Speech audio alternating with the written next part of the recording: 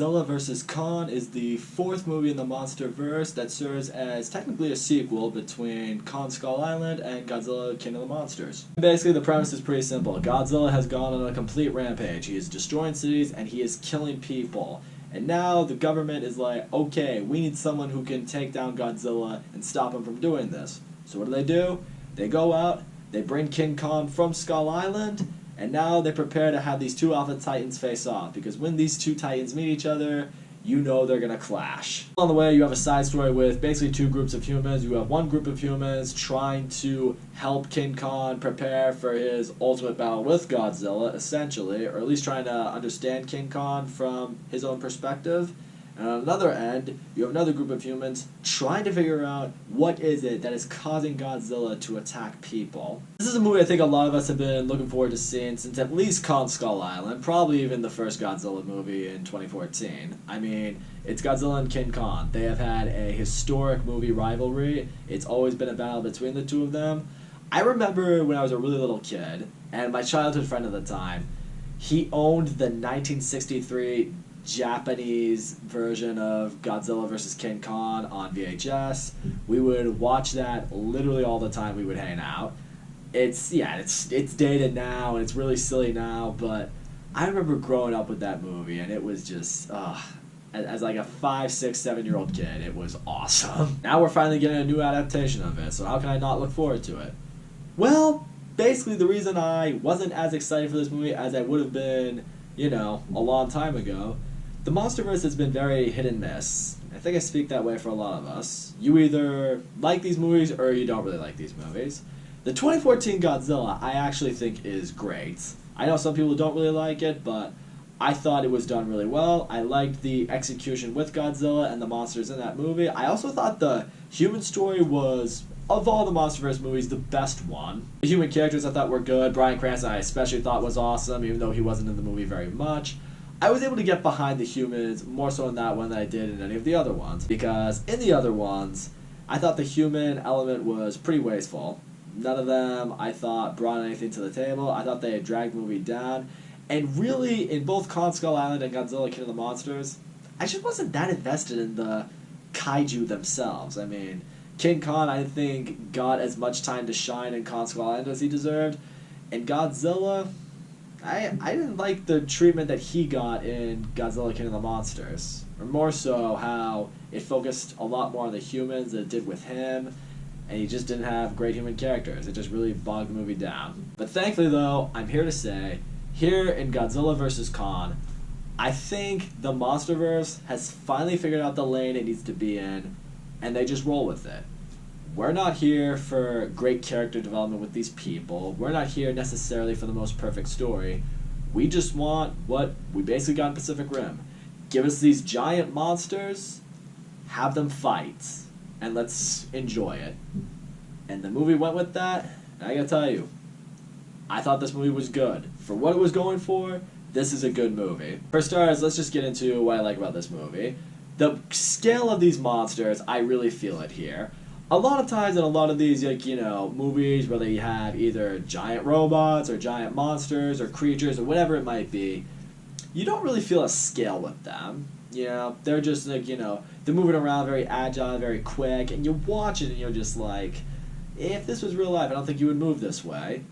In this movie, you have these two titans, Godzilla and King Kong, going at it with each other, and you feel how big these things are. You feel like these things are massive. You feel like these things, they have the potential to wipe out an entire city. The way they move, the way they fight, it's massive. Visually, I thought this movie was really stunning to look at. Not just with Godzilla and King Kong, but also with just the worlds that they both come from, notably with King Kong. I liked seeing the environment that he's from. I liked exploring more of Skull Island. I really liked the areas of Skull Island we were shown in this movie. I thought, the Skull Island we saw on Kong Skull Island, I thought I thought they held back a little bit. I thought there was maybe a bit more that we could have seen. In this movie, I think the version that we got was a lot better, or at least the areas that we got to explore. And yes, let's get into the fight scenes right now. They're fucking awesome. I love seeing Godzilla and King Kong throw down with each other. It's so fucking cool. It really, really appeals to the 7-year-old kid that lives inside me. I'm just like, yes, this is what I've wanted. They're just straight up beating the shit into one another. You feel the ferocity, you feel the power between both these animals, and there are some hits that each of them take. You're just like, oh shit. What I also loved is whenever they fought, it never felt like one was more superior to the other. Both seemed like at certain times they got the upper hand against one another, and that's what I like seeing. I don't want it to be a fight where one is just way superior to the other, and it's not really going to be a fight until maybe one goes through rigorous training or whatever it could be.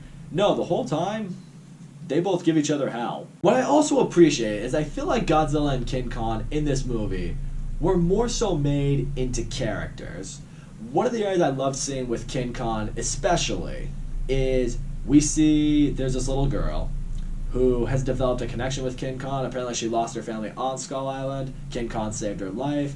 They've developed a real connection with each other. And in fact, we discovered that King Kong has learned how to sign, at least a little bit with her. So now this girl who's deaf, they had this form of communication with King Kong, which allows things to become easier with them in trying to help him. It's not just that, it's learning about his past, it's learned about where he comes from, and ultimately what he needs if he's going to stop Godzilla. It's an element that makes you root for King Kong a lot more, and also got me a little more invested on the human character's quest with him. Even with Godzilla, what I was interested in is you do have that mystery for a little while, because you are wondering, it's like, why in the world is he now attacking humans? It's like, in the previous Godzilla movies, he was clearly established as the hero. Why would he just all of a sudden turn on humans? When in reality, you almost feel like his purpose in the previous two movies was to save humanity. That is one area where I will say I have a bit of a flaw with the movie.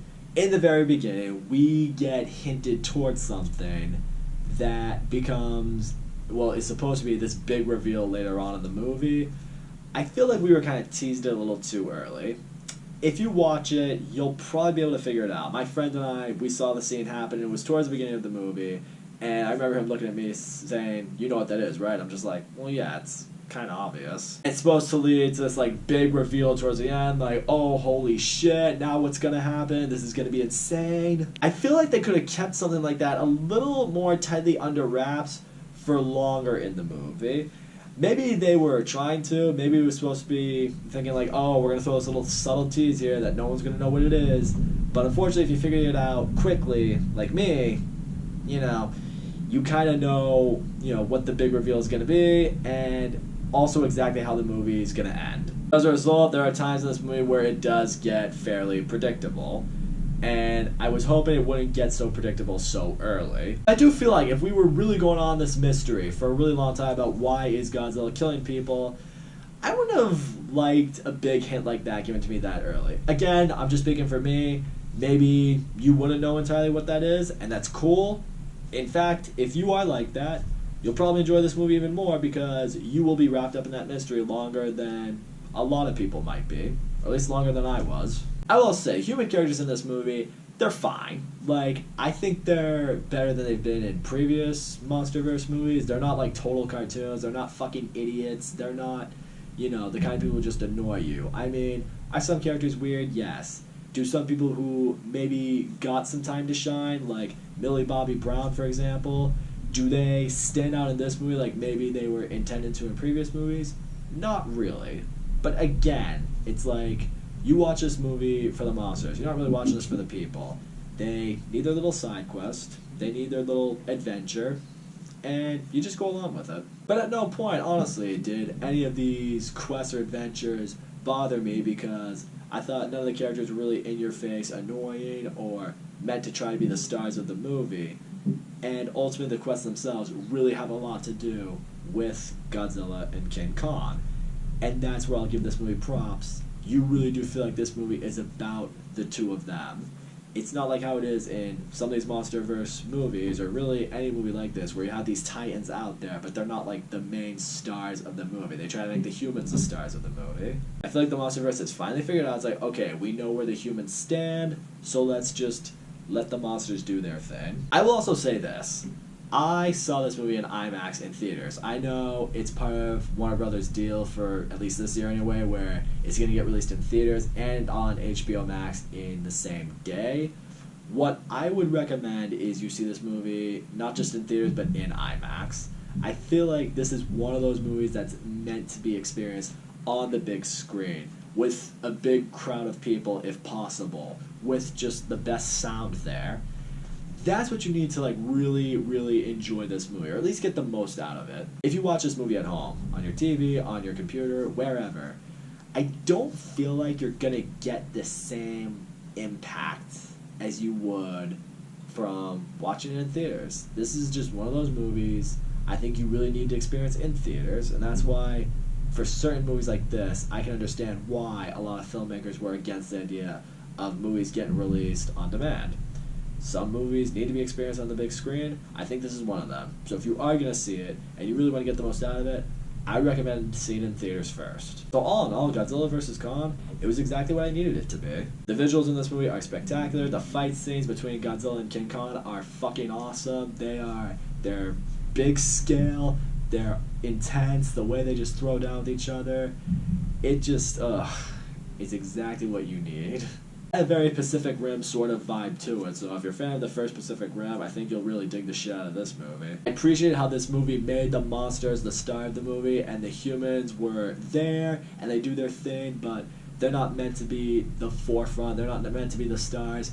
The human characters, you don't feel like the movie's trying too hard with them. I really appreciated that. Does the movie get predictable? Yes, it does. Are the fight scenes few and far between? Yeah, I will say that. There are only like maybe 3 big fights between the Titans, but when they happen, they're worth it. Ultimately, this movie is what it is, guys. If you want to see Godzilla and King Kong, maybe the 2 most famous monsters in the history of movies, fight each other, you're going to have fun with this movie. If you need anything more than that, you're going to walk out feeling underwhelmed. In the end, I knew exactly what I wanted, and I got exactly what I wanted. So I really don't have any complaints over here in regards to what I was looking for. That's all I gotta say, guys. Thank you so much for watching my video. Don't forget to leave a comment, like, subscribe, and we'll see you all next time.